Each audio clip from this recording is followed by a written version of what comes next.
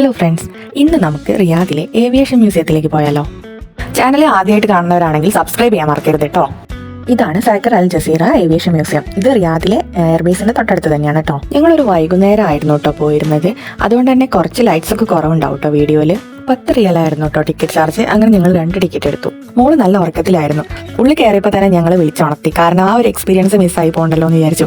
എൻട്രൻസിന്റെ ഭാഗത്ത് തന്നെ കുറെ ചെടികൾ നല്ല ഭംഗിയിൽ സെറ്റ് ചെയ്ത് വെച്ചിട്ടുണ്ടായിരുന്നു. എൻട്രൻസിന്റെ അവിടെ തന്നെ കുട്ടികൾക്ക് കളിക്കാൻ വേണ്ടി ഇതേപോലെ കുറച്ച് ഊഞ്ഞാലും കാര്യങ്ങളൊക്കെ സെറ്റ് ചെയ്ത് വെച്ചിട്ടുണ്ടായിരുന്നു. അപ്പം ഞങ്ങൾ മോള് ഉറങ്ങിണീറ്റ് ആ ഒരു മൂടൊന്ന് റെഡി ആയിക്കോട്ടെ എന്ന് വിചാരിച്ചിട്ട് കുറച്ച് സമയം അവിടെ സ്പെൻഡ് ചെയ്തു. നല്ല ഹാർഡ് കോർ ഏവിയേഷൻ ഫാൻസ് ഒക്കെ ആണെങ്കിൽ ഈ വ്ളോഗ് കുറച്ചുകൂടെ ഇൻട്രസ്റ്റിംഗ് ആയിരിക്കും. അല്ലാത്തവർക്ക് ചിലപ്പം കുറച്ച് ബോറിംഗ് ഒക്കെ ആയിരിക്കും. സൗദി അറേബ്യയുടെ ഡിഫൻസിലുണ്ടായിരുന്ന ഒരുപാട് വെറൈറ്റീസ് ഓഫ് എയർക്രാഫ്റ്റ് അവിടെ ഡിസ്പ്ലേ ചെയ്തിട്ടുണ്ടായിരുന്നു. പഴയകാല വിൻറ്റേജ് എയർക്രാഫ്റ്റ് മുതൽ സൗദി അറേബ്യ പറത്തിയ ഒട്ടുമിക്ക മോഡൽസും അവിടെ ഉണ്ടായിരുന്നു.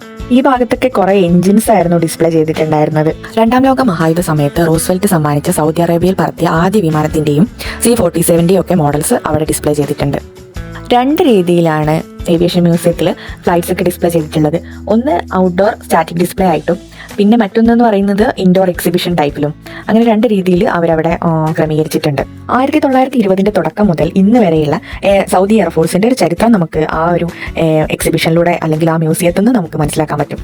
ഇതവർ ഡിഫൻസിൽ യൂസ് ചെയ്തിട്ടുള്ള ഒരു എയറോപ്ലെയിൻ ആണ്.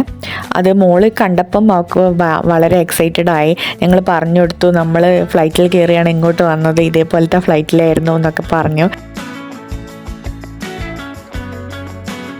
മോൾ അതിൻ്റെ ചുറ്റും കുറേ ഓടിക്കളിച്ചു. ആരൊക്കെയോ കുട്ടികളൊക്കെ അതിൻ്റെ മുകളിലൊക്കെ ഇരുത്തി ഫോട്ടോസൊക്കെ എടുക്കുന്നുണ്ട്. കൂടുതൽ സമയം അവിടെ സ്പെൻഡ് ചെയ്യണ്ടല്ലോ എന്ന് വിചാരിച്ചിട്ട് ഞങ്ങൾ വേഗം ബാക്കിയുള്ള ഡിസ്പ്ലേസൊക്കെ കാണാൻ വേണ്ടി നടന്നു. പോകുന്ന വഴിയിൽ ഈ ഒരു ഗാർഡൻ ഏരിയ നനയ്ക്കുന്നുണ്ടായിരുന്നു. അപ്പം വെള്ളം സ്പ്രേ ചെയ്യുന്ന കണ്ടപ്പോൾ മോൾ അവിടെ പോയി. പിന്നെ വെള്ളം കണ്ടാൽ പിന്നെ പറയണ്ടല്ലോ. അപ്പം കുറേ സമയം വെള്ളത്തിൽ അവിടെ നിന്ന് കളിച്ചു.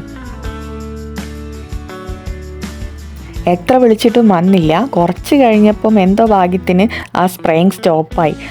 പിന്നെ ഞങ്ങൾ വിളിച്ചപ്പോൾ പിന്നെ വേഗം വന്നു. ഏകദേശം 6 മണിയൊക്കെ കഴിഞ്ഞു. അപ്പം ലൈറ്റിങ് നല്ല കുറവാണ്. നല്ല ഡാർക്കായിട്ടായിരിക്കും വീഡിയോസിൽ കാണാം കേട്ടോ. ഫ്ലൈറ്റ്സിനെ പറ്റി തന്നെ പറഞ്ഞുകൊണ്ടിരുന്നാൽ ബോറടിക്കുമെന്ന് വിചാരിച്ചിട്ടാണ് ഇങ്ങനത്തെ കുറച്ച് കാര്യങ്ങളൊക്കെ പറഞ്ഞത്. അപ്പം ഈ ഓരോ ഫ്ലൈറ്റ്സിൻ്റെയും ഫ്രണ്ടിൽ അവർ കാര്യങ്ങൾ ഡിസ്പ്ലേ ചെയ്തിട്ടുള്ളൊരു ഇത് വെച്ചിട്ടുണ്ട്, ബോർഡ് വെച്ചിട്ടുണ്ട്. അപ്പം നമുക്ക് മനസ്സിലാവും ഇത് ഏത് കാലഘട്ടത്തിലാണ് യൂസ് ചെയ്തിട്ടുള്ളത്, ഏത് മോഡലാണ്, പിന്നെ എവിടെയാണിത് പിന്നെ മെയ്ഡ് ചെയ്തിട്ടുള്ളത്. അങ്ങനെ കുറേ കാര്യങ്ങൾ നമുക്ക് അവിടെ നിന്ന് മനസ്സിലാക്കാൻ പറ്റി. നല്ല സമയമെടുത്ത് കാണുകയാണെങ്കിൽ ഒരു 2-2.5 മണിക്കൂറൊക്കെ കാണാനുള്ള ഇതൊക്കെ അതിൻ്റെ ഉള്ളിലുണ്ട്. പിന്നെ ഞങ്ങൾ അത്യാവശ്യം എല്ലാം സമയമെടുത്ത് കണ്ട് തന്നെയാണ് മുന്നോട്ട് പോയത്.